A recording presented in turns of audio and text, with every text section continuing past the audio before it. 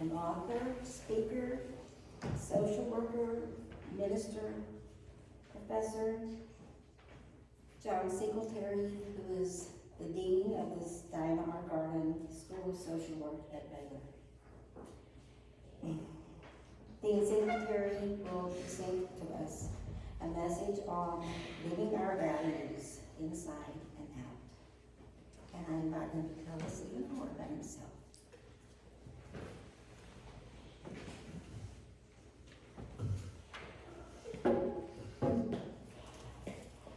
Thank you so much.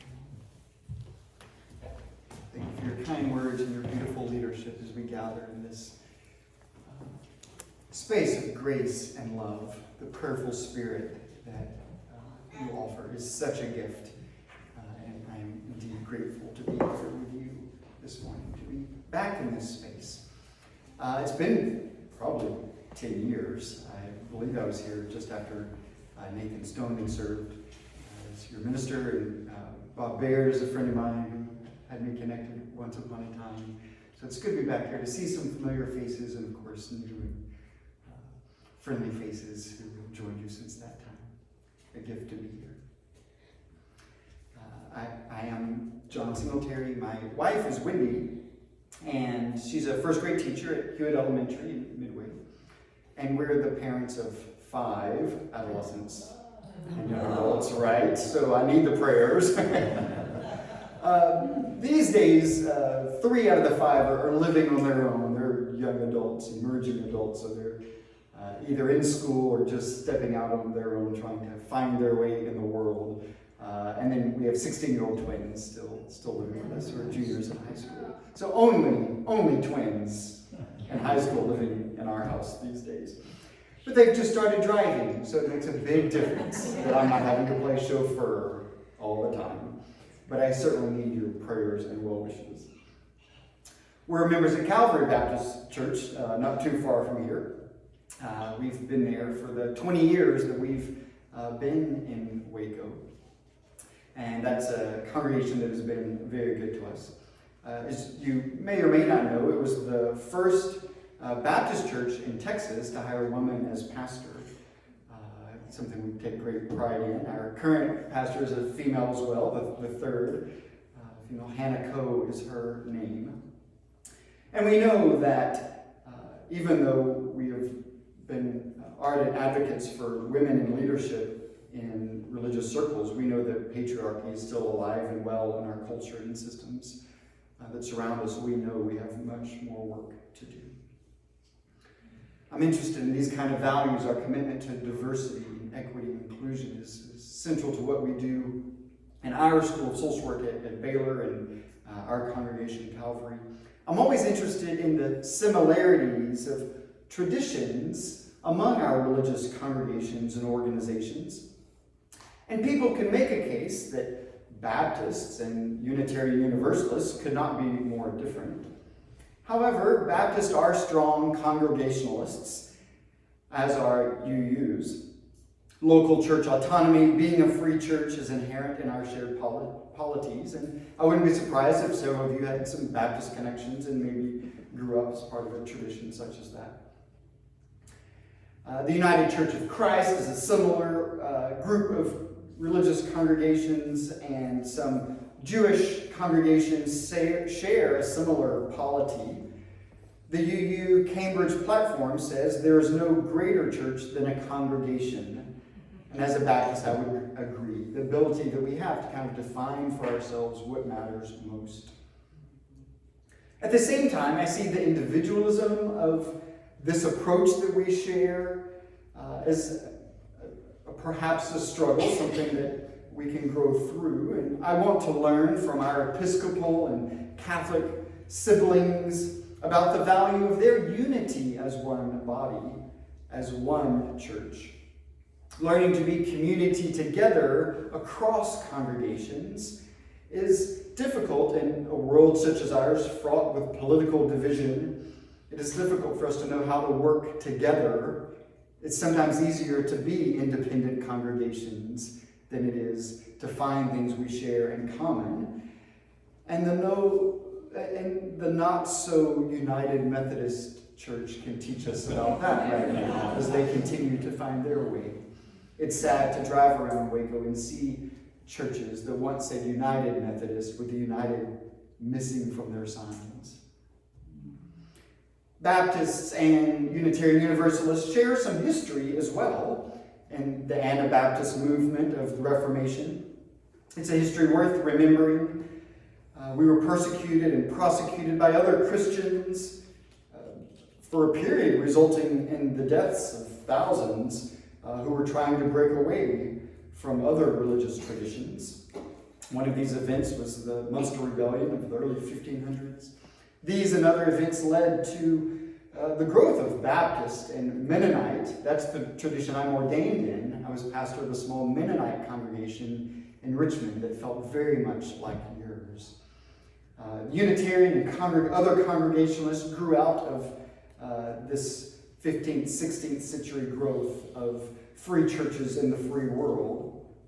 In time, the UUs truly stood out, promoting the worth and dignity of every person, and the free and responsible search for truth and meaning.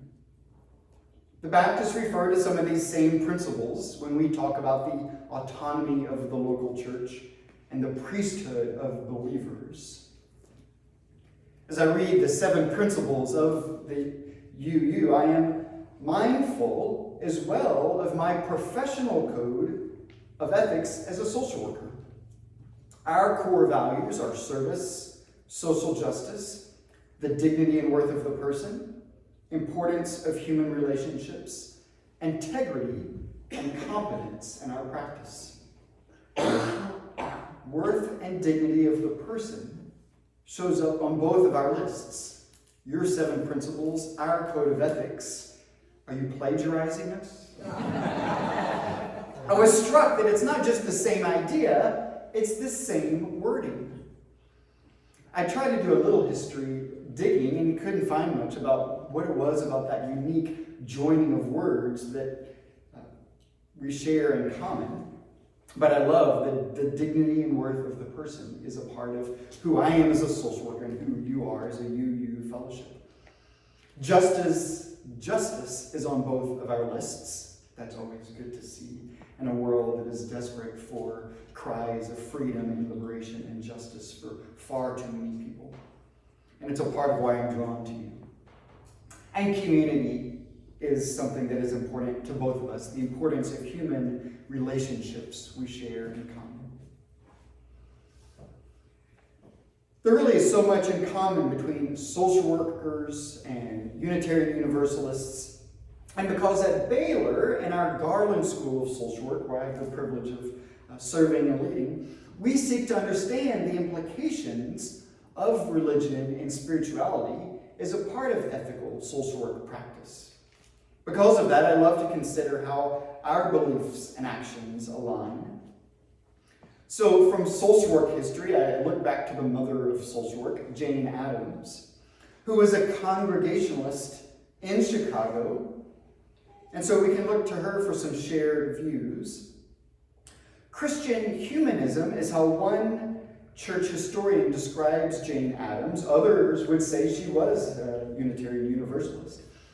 Her passion was people, not doctrine. She was committed to justice, and it flowed from a spiritual place, even though she didn't often find herself home in one particular community or congregation.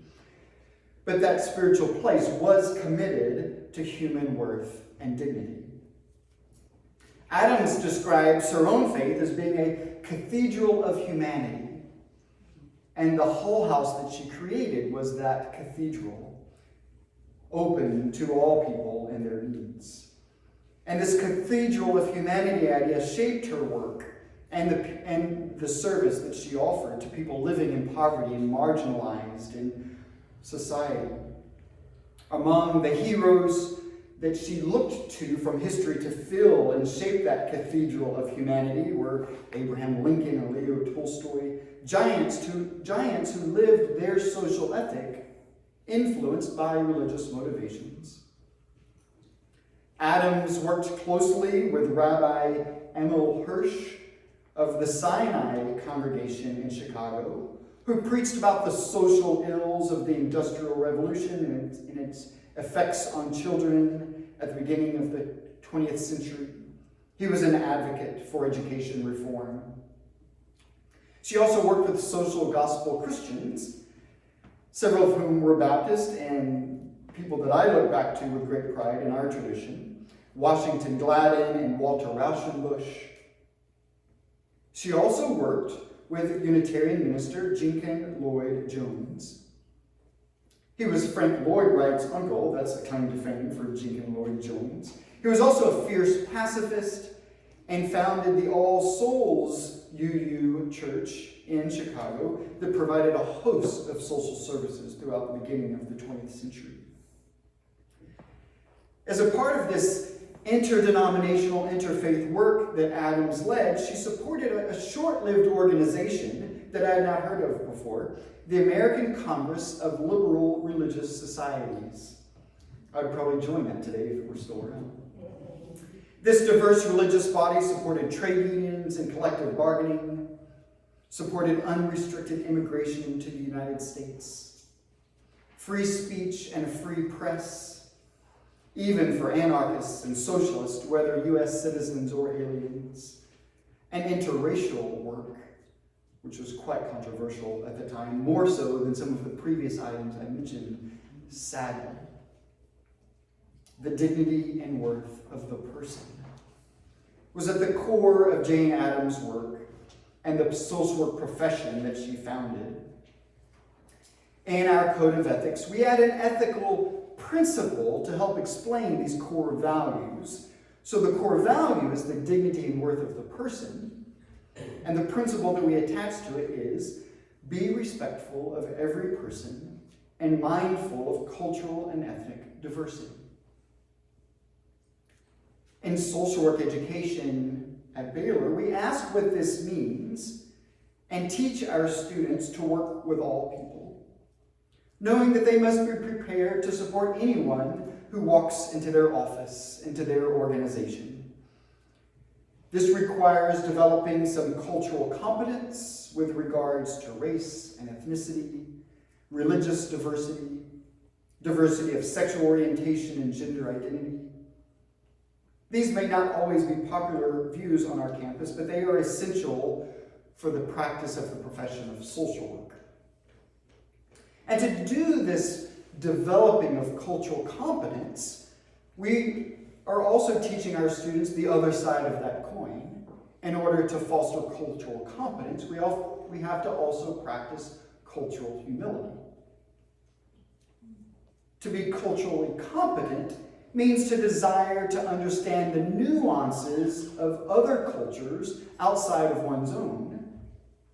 To develop cultural humility is to see one's own culture more clearly from a place of humility and to let that nurture an openness towards others. As an example, white people may feel sorry for the plight of African Americans and want to learn more about racism, but that falls short of the goals of an anti-racist society. We must, from the place of humility, learn to see our whiteness more clearly. And that is so difficult for us to do, to even talk about at times, particularly when so many of us were taught to be colorblind. Cultural humility requires understanding our own intersecting identities, how our race and age and sex and gender, our sexuality, our religion, and our ability work to create the person that we are. Each of us has some intersection of those different elements. And what is the intersection of those for each of us? So that we can learn more about our identity in order to care more and appreciate more and learn more from the people we're walking alongside. So I have to see how being a white, cisgender, able-bodied, heterosexual Christian man has layers of privilege for me. This is not meant to induce a sense of shame, but just for me to be honest about who I am. It may create discomfort, and that is okay. It is the starting place for developing empathy. And empathy nurtures dignity and respect for the worth of all people.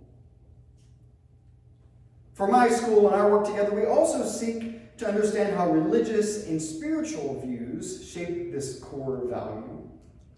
We're not all Christians at Baylor, as you know, but it is the core religious perspective of our context. So we start there. And we ask how a wide range of Christian views inspires dignity and worth. So we look at traditional views, although most of the teaching there is by white men who look like me. So we reach beyond that to learn from feminist perspectives and womanist perspectives, womanism being a branch of black feminist thought. We ask about Catholic social teachings in our school and the more progressive Catholic liberation theologies. And we want to look outside of our own faith to learn about Sikh and Muslim, Buddhist, and Jewish views as well. Now that I am mindful of the 7 UU principles, I might want to consider them in a social justice class I'm teaching next semester.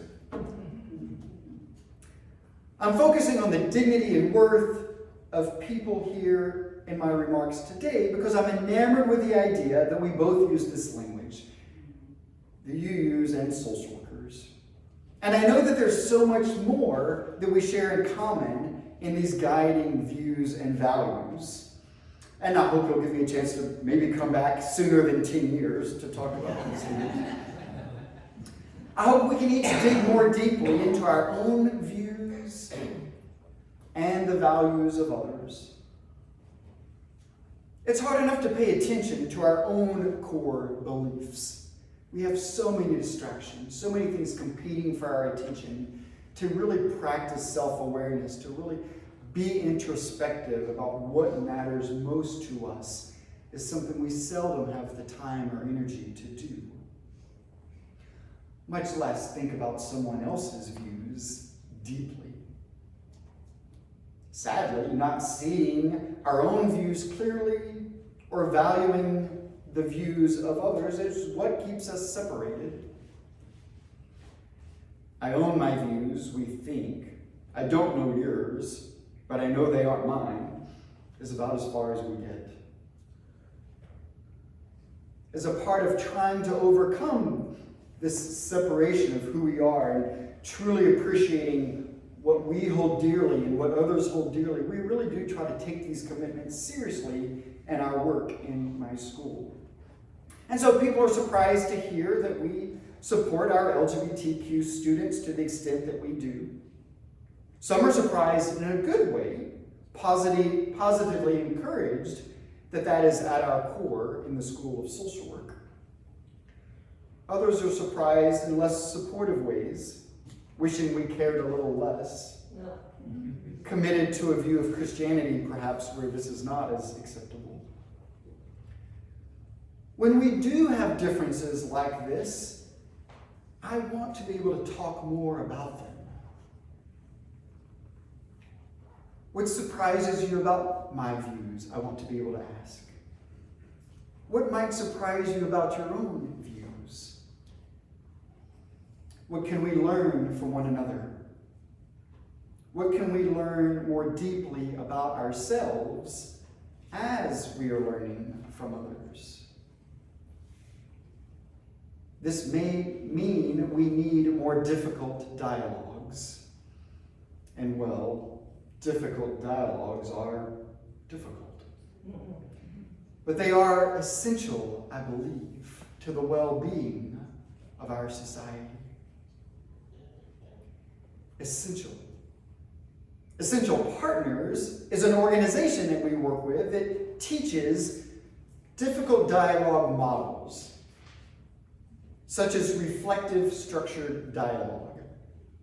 That's a particular practice that we teach our students, that we are teaching congregations, so that they can gather together with a common question posed and allow each person in the group to offer their response to that question without fear that someone else might challenge them or question them. It's an opportunity for everyone to be able to speak their truth, their values, and be heard. And at the end, you have the opportunity to ask clarifying questions, but the goal is to leave having heard someone rather than challenge someone. The mission of Essential Partners is envisioning a world where thriving communities are strengthened by difference and connected by trust. I love that idea. So we use their model in our Center for Congregational and Community Impact that's within our school. And we ask churches to be discerning and reflective as they consider their collective responses to trauma, to accompanying people living in poverty or marginalized in society, and to LGBTQ discernment. We have a team that functions as consultants for congregations that are interested in going through these processes, these steps together.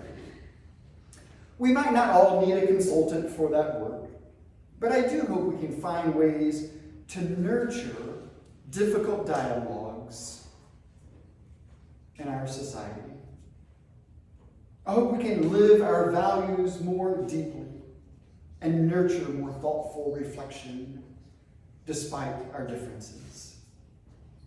And then we can care deeply about all people seeking to honor their dignity and worth. I love that we have that in common. What else might be at our core that could inspire common ground and shared work together for justice in our world? I look forward to talking more and thinking more with you about things such as these.